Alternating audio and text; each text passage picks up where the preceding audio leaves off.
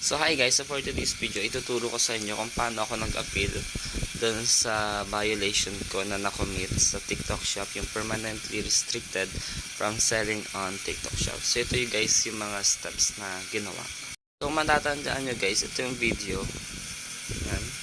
Yung Mary's, nang nilagyan ko ng pangalan ng Mary's Perfume, yan po yung video na nagkaroon ako ng violation. And ito nga po yung lumabas. Flip yan. Nag-share daw siya ng counterfeit product guys. So, hindi kala ko nun, madadagdagan lang yung aking, yung sa outstanding ko, mababawasan lang ng isa. And hindi ko alam na magkakaroon pala ako ng violation na magli-lead to permanently ban from TikTok. So, dahil dyan, affected din yung TikTok shop ko. So, ito yung lumabas sa TikTok shop ko. Yan. Wala na yung yellow basket ko pati sa mga videos na nai-post ko. Pagbukas ko ng notification ko guys, ito yung lumabas. You violated our e-commerce policy for creators. So yan yung reason niya. The video promoted or shared counterfeit products. So hindi ko alam kung anong gagawin ko dyan.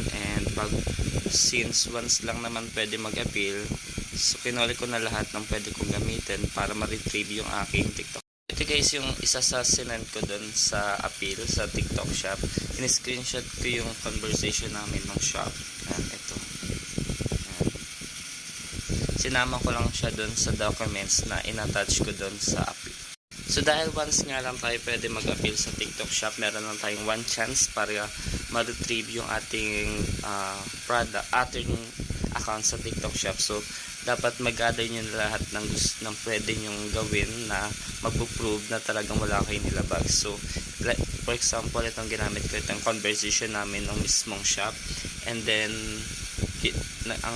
naglagay din ako ng nireason ko, sabi ko, na yung video na yon is for promotion lang and ni-review ko lang siya as sabi nung shop nung Mary's Perfume shop. So ilang ginawa ko, nagdahilan lang ako nung sabi ko ni-review ko lang siya, ginawa ko lang siya ng video. Ito naman sa mga nagtatanong guys kung na-withdraw ko pa ba yung aking balance sa TikTok shop. So ito nga, dahil kinabahan ako kasi baka hindi ko na makuha yung aking commission. So ni-review ko na din siya. Yan. Yung aking commission dito sa account ko, yung 8,033 pesos. Kinabahan talaga, inuna ko na agad kasi talaga ito kasi baka ma-freeze yung account ko tapos hindi na ako makapag-withdraw. Sayang naman yung aking effort tapos yung aking kita na 8,000, baka hindi ko pa magpakinabahan. So ito nga yun guys, yung sa video violation ko. Yan.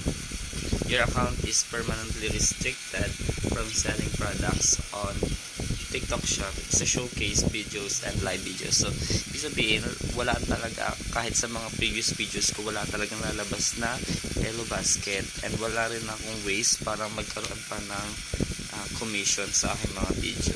And luckily guys, wala pang sigurong 30 minutes yung pagkatapos ko mag-appeal dun sa TikTok shop nung aking violation. Ito yung lumabas. Appeal approved. You can continue to sell affected products on TikTok. Sorry for inconvenience cost.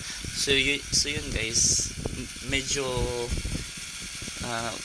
natuwa ako kasi nga magagamit ko na rin yung TikTok shop ko. And doon sa mga nagtatanong kung ano yung mga dapat gawin para mag-appeal sa TikTok shop. So once nga lang tayo pwede mag-appeal sa TikTok shop guys regarding our violation. So dapat bago ka mag-appeal, isipin mo muna talaga kung ano yung pwede mong magamit na ma-prove na wala kang kinamit na violations, yung mga screenshots, yung mga screenshot ng conversations nyo, yung mga agreements nyo.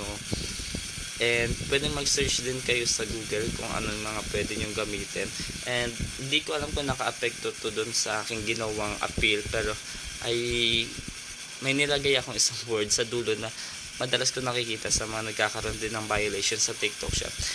Nilagyan ko sa dulo ng word na uwo, like UWU.